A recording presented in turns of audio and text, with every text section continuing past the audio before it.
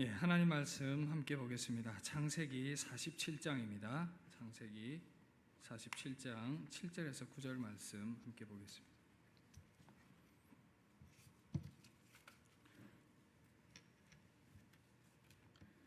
창세기 47장 7절에서 9절 말씀.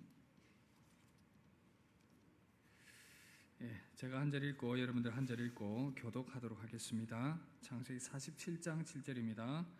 요셉이 자기 아버지 야곱을 인도하여 바로 앞에 서게 하니 야곱이 바로에게 축복하며, 함께 봅니다. 야곱이 바로에게 아뢰되 내 나그네 길 세월이 130년이니이다. 내 나이 얼마 못되니 우리 조상의 나그네 길의 연조에 미치지 못하나 험악한 세월을 보내었나이다 하고. 아멘. 할렐루야. 네, 오늘 이 시간 또 하나님의 크신 은혜가 가득하기를 주님 이름으로 축복합니다. 어느 권사님께서 몇 주 전에 전화가 왔습니다. 목사님, 헌신예배 강사를 모셔야 하는데 아주 훌륭한 한 분을 찾았습니다. 제가 반가운 마음으로 대답했습니다. 아, 그러신가요? 누구신가요? 예, 그분이 누구냐 하면요, 바로 성복교회 조철현 담임 목사님입니다. 제가 그 권사님의 재치에 너무 참 기뻤고 즐거웠습니다. 감사했습니다. 그분이 누구시냐 하면 아마 사회하시는 분이 아니신가. 이 권사님. 예. 앞으로 제가 우리 장로님들하고 좀 얘기를 했는데, 또 힘드신 교회를 섬기시는 분들, 이런 분들에게 또 이 헌신 예배를 좀 부탁을 드리고 하려는 그런 생각들을 좀 가지고 있습니다. 근데 이제 또 이렇게 부탁을 하셨기 때문에 감사한 마음으로 또 섬길 수 있습니다.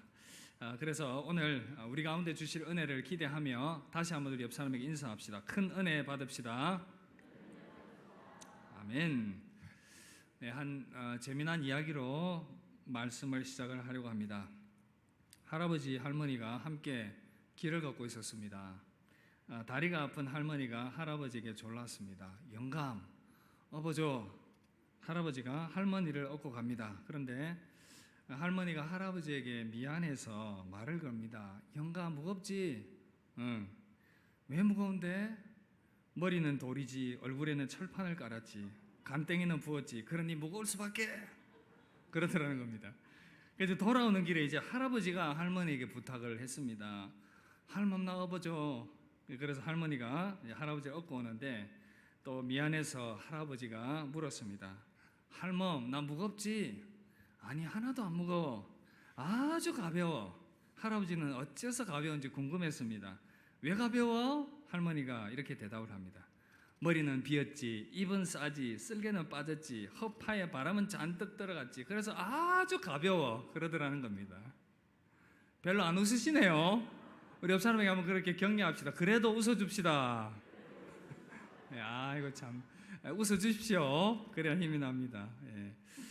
우리 인생의 노년이 이렇게 즐겁게 살아갈 수 있는 인생이 되면 얼마나 좋을까, 그런 생각을 해보게 됩니다. 통계를 보니까 2020년 기준, 작년 기준이지요, 노인 인구가 15.7%에 이르렀습니다. 고령 사회에 이미 접어들었고 그 속도가 굉장히 빨라지고 있습니다. 여러분, 길거리에서 만나면 한 4-5분은 이제 노인이다, 이렇게 보시면 되죠.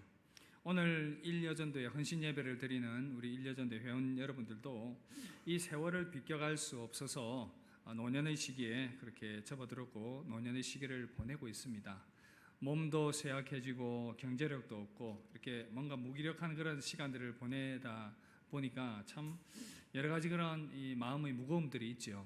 우리 인생의 후반기 어떻게 보내느냐 참 중요합니다. 인생의 유종의 미를 거두기 위해서 이 노년기의 삶을 어떻게 보내야 할지 우리 일여전도의 회원 여러분들에게는 더욱더 중요한 과제가 될 것입니다. 그래서 오늘 저와 여러분들이 이 야곱의 삶을 좀 살펴보려고 합니다. 야곱이 지나온 그런 어떤 삶들을 돌아보면서 바로와 대화하는 아주 짧은 내용이었는데요, 참 마음에 짠한 그런 느낌이 있습니다. 인생을 이렇게 돌아보면서 정말 하나님께서 허락하신 남은 인생들 어떻게 잘 살아가야 할지 그런 생각들, 또 야곱의 그런 고백들을 통해서 함께 좀 생각을 해보려고 합니다. 그래서 오늘 말씀의 교훈을 따라서 남은 후반기의 인생을 어떻게 살아가야 할지를 생각하고 그 지혜를 얻는 그런 시간들이 되었으면 좋겠습니다. 남은 노년의 삶 어떻게 살아야 되겠습니까? 한 3가지 정도로 여러분들에게 말씀을 드리겠습니다. 먼저 첫 번째는요, 후회보다는 감사하면서 살아가시길 바랍니다. 노년기에 안 들어가신 분들도 함께 저를 따라 하실까요? 후회보다는 감사하며 삽시다. 네, 우리 지나온 삶을 돌아보면서 후회보다는 감사로 살아가시기를 바라겠습니다. 나이가 들어서 이렇게 지난 세월들 이렇게 돌아보면 참 후회할 것들이 많지요. 야곱의 고백이 참 짠합니다. 정말 험악한 세월을 그가 살아왔습니다. 뒤를 돌아보니까 참 후회되는 일들도 많았습니다. 야곱의 인생을 이렇게 가볍게 스캔을 해보면 어떻습니까? 처음에 형 장자의 그 명분을 뺏어서 에서의 장자권을 뺏어서 그렇게 형의 질투를 받으면서 그렇게 평생을 살아갔던 그런 모습입니다. 아주 집념이 대단했던 사람이었죠. 그리고 외삼촌 라반의 집에 도망을 가서는 오랜 세월 삼촌 라반에게 노동력을 착취당하면서 살아갔습니다. 그리고 야곱은 그렇게 사랑했던 라헬을 위해서 얼마나 많은 세월 수고를 했습니까? 그 라헬을 먼저 앞세워야 하는, 먼저 천국 보내야 하는 그런 이 상황도 경험을 했습니다. 그리고 또 야곱은 그 사랑하는 아내 라헬에게서 태어난 사랑하는 아들 요셉을 잃어버리게 되죠. 오랜 세월 동안 요셉이 죽은 줄 알고 그 시간들을 보내게 되었습니다. 이렇게 아내를 앞세우고 자식을 앞세운 인생이 얼마나 고통스러웠겠습니까? 그래서 많은 후회를 했을 것입니다. 내가 요셉을 형들에게 심부름 보내지 않았더라면 그런 일이 안 일어나지 않았을까? 그런 생각들을 하면서 참 많은 후회와 눈물의 시간들을 보냈습니다. 그리고는 이렇게 바로 앞에서 내가 험악한 세월을 살아왔다, 그런 고백을 합니다. 우리가 읽었던 말씀 보시면 바로가 야곱에게 묻되 내 나이가 얼마냐? 야곱이 바로에게 이르되 내 나그네의 길의 세월이 130년이니이다. 내 나이가 얼마 못되니 우리 조상의 나그네 길의 연조에 미치지 못하나 험악한 세월을 보내었나이다. 지나온 야곱의 삶을 이렇게 돌아보니까 이 야곱의 고백이 참 공감이 되는 겁니다. 그야말로 험악한 세월을 보내었고 후회와 눈물과 아픔이 많은 지난 세월들이었습니다. 사랑하는 성도 여러분, 우리도 돌아보면 참 후회할 일들이 많습니다. 특별히 일여전도의 회원님들은 이제 많은 세월들을 살아왔기 때문에 더욱더 그러하실 것입니다.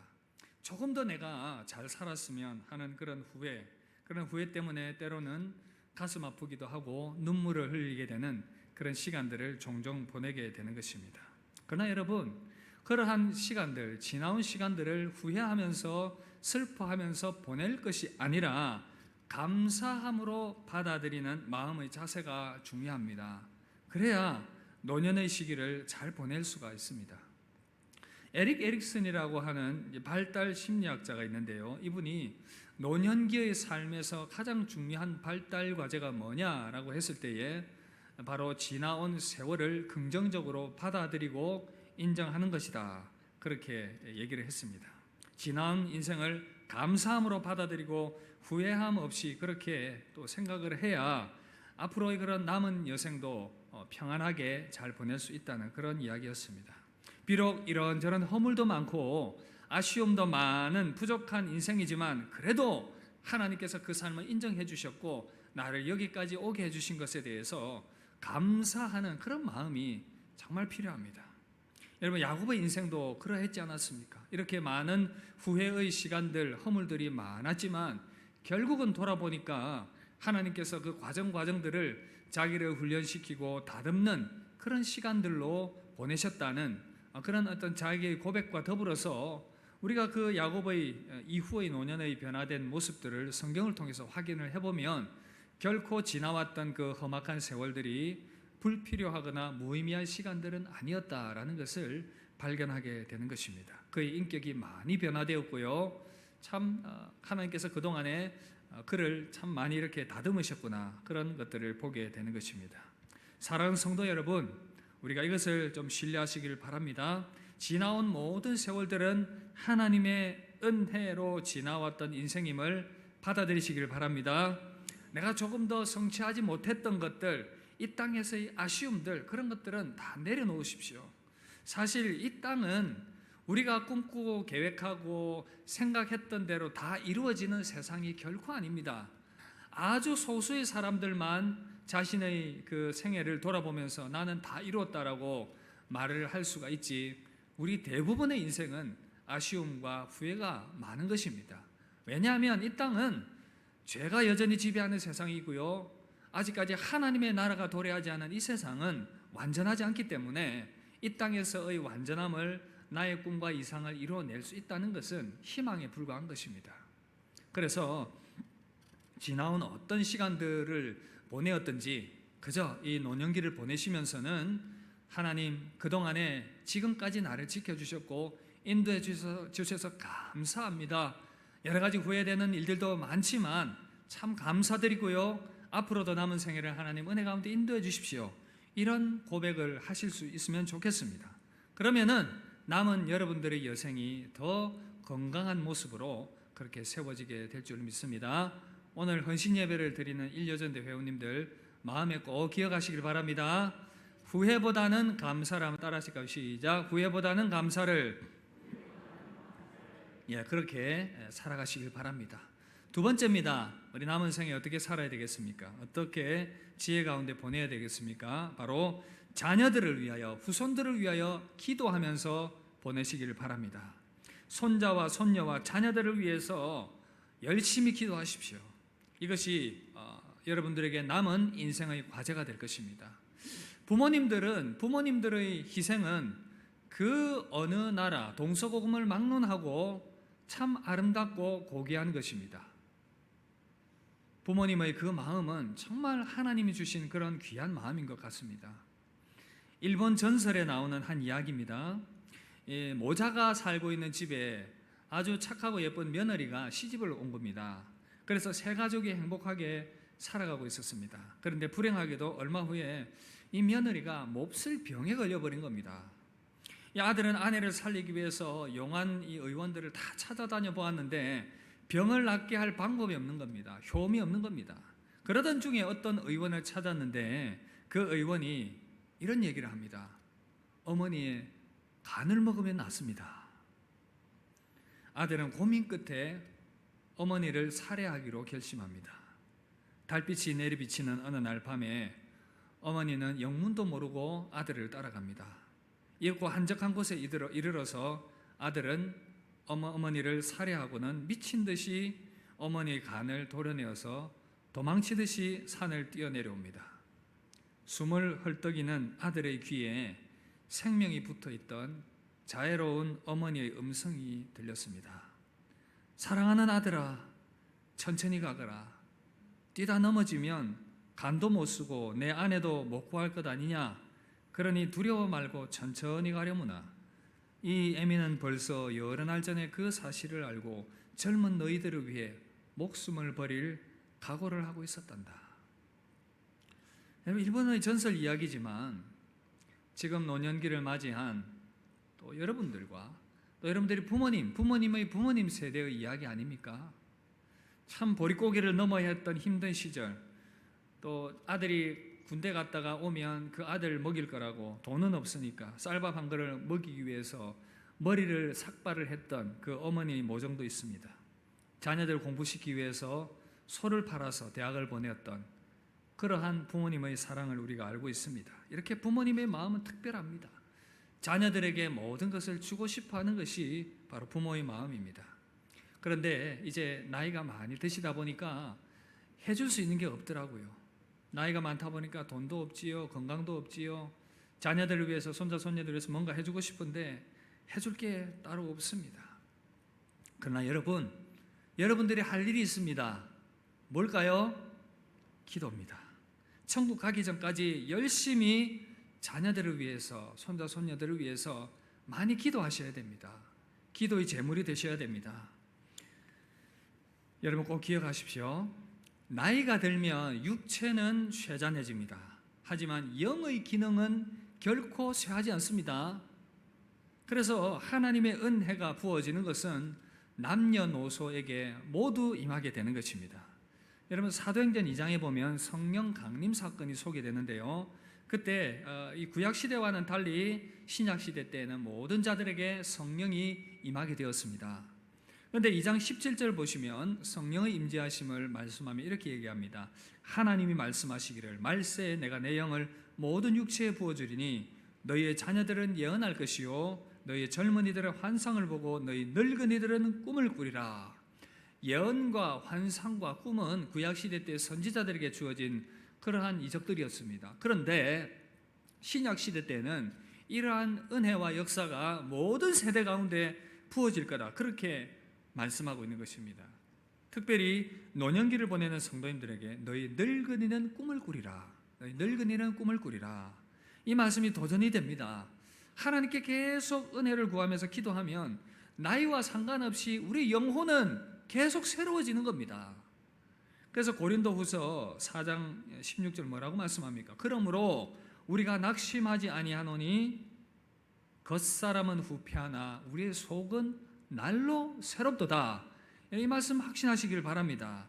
우리 겉사람은 나이가 들면 병이 들고 육신도 후패하지만 속사람인 영혼은 날마다 새로움을 경험하게 되는 것입니다. 하나님의 은혜의 임함은 나이가 없습니다. 그래서 우리 일여전대 어르신들은 어떻게 해야 될까요? 자녀들을 위해서, 손자 손녀를 위해서, 교회를 위해서 기도의 제물이 되셔야 합니다. 여러분 인생의 경륜이 더 많아지면 영혼의 기능은 더 예민해질 수가 있고 더 민감해질 수 있기 때문에 이 모양 저 모양으로 하나님께서 지혜를 많이 주십니다. 이것을 누릴 수 있는 때가 바로 노년의 시기입니다. 그래서 기도하는 데는 결코 늦지 않았음을 기억을 하시고 계속해서 우리 자녀들과 손자들을 위해서, 손자 손녀들을 위해서 기도하실 수 있길 바랍니다. 저희 부모님 이야기를 잠깐 하려고 합니다. 어머니 아버지께서는 늦은 나이에 50대 중반 이렇게 지나시면서 예수님을 믿게 되었습니다. 저의 전도로 부모님들이 예수님을 믿게 되셨고 우리 가정이 복음화가 되었는데 어머니의 성품이 뭔가를 결심을 하면 해내는 그런 이 결단력과 추진력이 좋은 그런 성품이세요. 그래서 예수님을 믿고 난 뒤로 얼마 지나지 않아서 새벽 기도를 시작을 하시더라고요. 그래서 열심히 새벽 기도를 하셨습니다. 이전에 우상 숭배하는 그런 가다가 있어가지고 이 표현이 맞는지 모르겠는데 그런 이 틀이 있어가지고 여러분 이제 예수님을 안 믿는 사람들도 어떻게 그렇게 지극정성으로 목욕 재개하고 그렇게 우상 숭배를 하는지 모르겠습니다. 근데 예수님을 믿고 나니까 그 패턴이 그대로 예수님 믿는 그 형식에서도 나타나더라고요. 그런데 너무 귀한 것은 그렇게 많이 기도를 하시니까 하나님께서 은혜를 많이 주셨습니다. 영적인 선물들도 많이 주셨고요. 그래서 지금도 기도의 제물이 되셔서 저를 위해서 정말 많이 기도를 해주고 계십니다. 그래서 저는 저를 담임 목사로 청빙한 여러분들의 또 복이기도 하다고 생각됩니다. 지금도 성부 교회를 위해서 그렇게 기도를 많이 하고 계시는 것입니다. 가끔씩 제가 힘들 때 어머니께서 전화가 옵니다. 제가 지금 힘들다는 것이 아니라 이전의 그런 경험을 말씀을 드리는 겁니다. 제가 힘들다는 얘기를 한 적도 없습니다. 근데 전화가 와서 이렇게 얘기를 합니다. 아들아, 요즘 많이 힘들지? 하나님께서 네 기도 많이 하게 하신다. 네가 힘들면 기도할 때에 하나님께서 그 힘든 마음을 내가 그대로 그렇게 느끼게 하신다. 하나님께서 집중적으로 기도하게 하셔. 이런 이야기를 제가 힘들 때마다 전화가 와가지고 말씀을 하는 겁니다. 제가 말하지도 않았습니다. 뭘까요? 영의 소통함이죠. 하나님의 영이 나의 그런 어떤 마음의 상태를 알고는 어머니의 기도의 자리 가운데 그것을 느끼게 하시고 깨닫게 하시는 겁니다. 그래서 기도하게 하시고 하는 그러한 모습들. 그래서 사도행전 2장의 말씀처럼 너희 늙은이들은 꿈을 꾸며, 이 말씀이 얼마든지 우리의 삶 가운데 성취되고 있는 것입니다. 사랑하는 일여전대 회원 여러분, 우리 자녀와 손자 손녀들을 위해서, 교회를 위해서 기도의 제물이 되시길 바랍니다. 두 가지 어떻게 기도해야 될까요? 먼저 축복의 기도를 하십시오. 우리 후손들을 위해서 많이 축복하시길 바랍니다. 야곱에게는 축복권이 있었습니다. 애굽 왕 바로도 축복을 했고요. 48장 49절에 보시면 그 자녀와 손자 손녀 므낫세와 에브라임을 위해서도 야곱이 기도를 해줍니다. 할아버지의 축복 기도지요. 그리고 49장에서 죽기 전에 그의 자녀들을 모아놓고 자녀들에게 축복하면서 기도하는 내용이 소개가 되고 있습니다. 그래서 조부모이자 부모이신 여러분들이 자녀와 손자 손녀를 위해서 이 축복권이 있음을 꼭 기억을 하시고 많이 축복해 주시기를 바랍니다. 그 축복이 그대로 임하게 될 줄 믿습니다. 그리고 또 중보의 기도를 계속 하십시오. 문제 있는 가정의 혹시 가정이 있고 손자 손녀들이 있다면 기도해 주십시오. 이렇게 기도하는 손자 손녀들 자녀들은 망하지 않습니다. 여러분, 위대한 교부였던 성 어거스틴 어머니 모니카의 기도는 너무나도 유명하지요. 어거스틴이 정말 젊었을 때 방탕한 삶을 살았습니다. 온갖 방탕한 행동들을 다 하면서 살았고 정말 희망이 없어 보이는 그런 인생이었습니다. 그런데 어머니 모니카는 포기하지 않고 어거스틴을 위하여 기도합니다. 그렇게 기도하는 어느 날 그가 하나님의 특별한 은혜로 회심의 은혜를 경험을 하게 됩니다. 그 이후로 어떻게 됐습니까? 그는 기독교회사에 너무나도 유명한 교부로서 그렇게 우리에게 알려지고 있는 것입니다. 바로 어머니의 중보의 기도, 할아버지 중보의 기도 때문에 이런 변화들이 일어나게 되는 것을 여러분들이 믿으시길 바랍니다.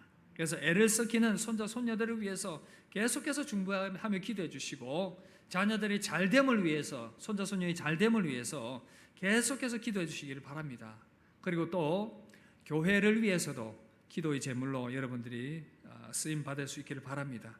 교회 예배와 복음의 전도와 성도들의 영적인 강건함과 교회를 위해서 여러분들이 많이 기도해 주시기를 바랍니다. 또 부족한 종을 위해서도 여러분들이 많은 기도를 해주시면 감사하겠습니다. 그래서 이 기도의 사명이 우리 일여전대 회원들 여러분들에게 평생에 계속되어질 수 있기를 주님의 이름으로 축복합니다. 두 번째 말씀드렸습니다. 기도의 사명을 감당하실 수 있길 바랍니다. 마지막 세 번째입니다. 믿음을 준비하며 살아야 됩니다. 어떻게 해야 된다고요? 믿음을 준비하면서 살아야 됩니다. 믿음 준비 잘 해야 됩니다. 좀 더 구체적으로는 죽음을 위한 믿음의 준비를 잘 하셔야 합니다. 야곱은 자신의 죽음이 다가오고 있다는 것을 느끼면서 요셉을 불러서 자신의 시신을 애굽 땅이 아니라 가나안 땅에 매장을 하라 그렇게 부탁을 하게 됩니다. 창세기 47장 30절 보시면 내가 조상들과 함께 눕거든 너는 나를 애굽에서 메어다가 조상의 묘지에 장사하라. 야곱은 하나님께서 가나안 땅을 약속으로 주신 것을 알고 있었습니다. 확실히 믿고 있었습니다. 그래서 지금은 애굽 땅에서 살고 있지만 내가 죽으면 나를 가나안 땅에 묻어달라 그렇게 부탁을 하는 것이죠. 여러분, 그런데 야곱은 단지 실제적인 땅 가나안 땅만을 이야기하는 것이 아니었습니다. 야곱은 마음에 영원한 하나님 나라인 천국을 소망했습니다. 여러분, 족장들의 믿음을 수준 낮게 보지 마십시오. 단지 그 약속의 땅을 주겠다 그 차원을 뛰어넘습니다. 야곱에게도 그 조상들 아브라함도 마찬가지고요. 모든 이 족장들, 창세기에 나온 족장들이 영원한 하나님의 나라를 꿈꾸었습니다. 굳이 그들의 삶이 이 땅에서의 삶이 전부라고 한다면 육신이 애굽에서 썩거나 가나안에서 썩거나 무슨 의미가 있겠습니까? 그러나 분명히 그 고백 가운데에는 바로 천국으로 상징되는 가나안 땅, 그래서 천국을 마음에 품으면서 내가 그 약속의 땅 천국에 들어갈 것이라는 소망을 가지고 자기의 시신을 가나안 땅에 묻어달라고 부탁을 했던 것입니다. 그래서 히브리서 11장에서는 이렇게 말씀합니다. 히브리서 11장 13절 보시면 이 사람들은 다 믿음을 따라 죽었으면 약속을 받지 못하였으되 그것을 멀리서 보고 환영하며 또 땅에서는 외국인과 나그네임을 증언하였으니. 히브리서 11장 16절을 보시면 그들이 이제는 더 나은 본향을 사모하니 곧 하늘에 있는 것이라. 이러므로 하나님이 그들의 하나님이라 일컬음 받으심을 부끄러워하지 아니하시고 그들을 위하여 한 성을 예비하셨느니라. 여기서 한 성은 바로 천국을 의미하는 것입니다. 히브리서의 이 사람들이 누구냐면 바로 족장들입니다. 아브라함과 이삭과 야곱과 요셉, 믿음의 족장들이 바로 하나님의 나라를 사모하면서 믿음을 따라 죽었음을 우리에게 말씀해주고 있는 것입니다. 우리가 이 땅을 살아갈 때 필요한 것, 마지막 이 노년기를 보내면서 반드시 필요한 것이 뭐냐면 이 믿음 준비입니다. 여러분, 믿음 준비 잘 하셔야 됩니다. 이 땅에서의 생명이 끝나는 것은 굉장히 우리 모두에게는 낯설고 두려운 경험이 될 것입니다. 우리가 그리스도인으로 믿음 생활하고 있지만 이 마지막 죽음의 순간에 믿음이 작동하기 위해서는 믿음 준비 잘 해야 됩니다. 이 준비가 제대로 되지 않으면 굉장히 당황하는 사람들을 자주 보았습니다. 여러분, 천국 소망 분명히 가져야 됩니다. 이것이 흔들리지 않는 여러분들의 견고한 반석이 될 것입니다. 우리 모두가 죽음에 대해서 준비를 해야 되겠지만 특별히 노년기를 보내고 있는 우리 일여전대 회원님들은 더욱더 그러할 것입니다. 무엇보다도 하나님 나라인 천국에 대한 분명한 확신과 소망, 이것을 분명하게 가져야 되는 것입니다. 히브리서 6장 19절을 보시면 우리가 이 소망을 가지고 있는 것은 영혼의 닷 같아서 튼튼하고 견고하여 휘장 안에 들어가나니, 여러분, 이 든든한 소망이 곧 하나님 나라의 천국에 대한 소망인 것입니다. 이 소망이 든든할 때에 여러분들이 흔들리지 않을 것입니다. 서울의 생명나무 교회 이구영 목사님이라는 분이 계신데요, 이분이 차이 나는 복의 클래스라는 책을 쓰셨습니다. 이 책에 본인의 간증이 실려 있는데 이 내용을 좀 소개하려고 합니다. 이구영 목사님의 어머니께서 대장암을 투병을 하시다가 10여 년 전에 돌아가셨습니다.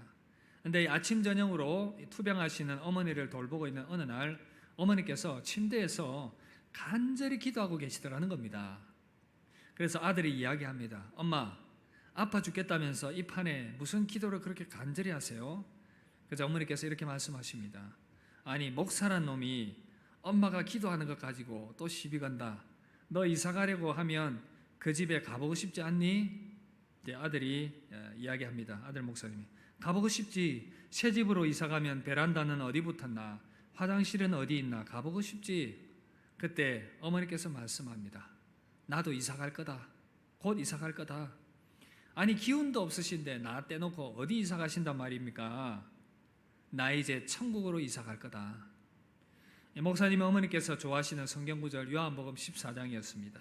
14장 2절을 보시면 내가 너희를 위하여 거처를 예비하러 가노니 가서 너희를 위하여 거처를 예비하면 내가 다시 와서 너희를 내게로 영접하여 나 있는 곳에 너희도 있게 하리라.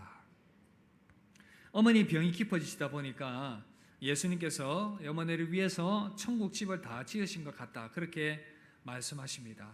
입주 통보가 온 것 같으니 가야 한다고 그렇게 말씀하셨습니다. 아들 목사님이 묻습니다. 엄마, 천국 가봤어? 엄마가 얘기합니다. 젊어서는 천국도 봤지. 그런데 중년이 되고 노년이 되고 힘든 세상, 병 가운데 살면서 많이 잊어버렸는데 이제 다시 이 세상 떠날 때가 다가옴을 알게 되니까 그 천국이 더 간절해지네. 그래서 날마다 혼자 기도하는 거야. 하나님, 나 천국 가면 어떤 집에 살게 되나요? 제가 살 집 한 번만 보여주세요 라고. 여러분, 한 이틀 지난 뒤에 어머니가 계신 방에 들어갔는데요, 어머니가 손짓을 하면서 아들을 부르더라는 겁니다. 환한 미소를 띠면서 이렇게 얘기합니다. 어젯밤에 예수님께서 하얀 옷을 입고 찾아오셨다고 그렇게 얘기를 합니다. 이 어머니의 이름이 아마 은희였던 것 같습니다. 은희야, 은희야 부르시더니 너 어느 집에서 살지 보고 싶지 않느냐 하시면서 물으시길래 예수님, 저 천국 가면 어떤 집에 살게 될지 보고 싶어요. 그렇게 했더니 따라오라고 하더라는 겁니다. 예수님을 따라가는데 아주 길이 아주 논두렁만큼이나 이렇게 좁아지더니 캄캄해지더라는 겁니다. 무섭지만 예수님을 놓치면 안 될 것 같아서 어둠 속으로 용기를 내어서 뛰어들었는데 갑자기 어둠은 사라지고 환한 빛이 비춰오는데 그 빛이 그렇게 아름답더라는 겁니다. 빛 가운데로 예수님을 따라가는데 갑자기 저 앞에 황금색 문이 쫙 펼쳐져 있고 꽃이 피어 있는데 얼마나 아름다운지 모른다면서 어머니가 이렇게 얘기합니다. 참 좋더라, 참 좋더라. 나는 이제 거기 갈 거다. 나는 이제 거기 갈 거다. 이렇게 말씀하시고는 어머니는 며칠 뒤에 그렇게 훌쩍 떠나셨다고 합니다. 사랑하는 성도 여러분, 일여전도회 회원 여러분, 천국은 분명히 있습니다. 예수님 약속하셨습니다. 목사님의 어머니의 고백처럼 우리도 언젠가 이사하게 될 것입니다. 고린도후서 5장 1절을 보시면 만일 땅에 있는 우리의 장막집이 무너지면 하나님께서 지으신 집 곧 손으로 지은 것이 아니요 하늘에 있는 영원한 집이 우리에게 있는 줄 아느니라. 여러분, 우리에게 약속된 영원한 하나님 나라인 천국을 소망하는 그런 마음의 준비를 잘 하실 수 있기를 바랍니다. 그래야 남은 생에도 감사함으로 기쁨 가운데 두려움 없이 살아갈 수가 있는 것입니다. 영원한 천국에 대한 확신 가지고 남은 생애를 지혜롭게 살아가는 우리 일여전대 회원님들, 모든 성도님들 되시기를 주님 이름으로 축복합니다. 말씀 마무리하겠습니다. 우리 헌신 예배를 드리는 일여전대 회원 여러분, 남은 인생 후반기를 어떻게 지혜롭게 살아가야 되겠습니까? 세 가지 말씀드렸습니다. 먼저는 지나온 삶을 돌아보면서 후회하지 말자는 것, 후회보다는 감사를 하자고 말씀드렸습니다. 후손을 위해서 계속 기도하라고, 중보의 기도의 제물이 되시라고 말씀을 드렸습니다. 그리고 믿음 준비, 특별히 천국에 대한 소망의 믿음을 잘 가지고 남은 생애들을 아름답게 살아가실 수 있으면 좋겠습니다. 하나님의 크신 은혜가 인생 후반기를 살아가는 우리 일여전대 회원님들에게 가득하시기를 주님 이름으로 축복합니다. 기도하겠습니다.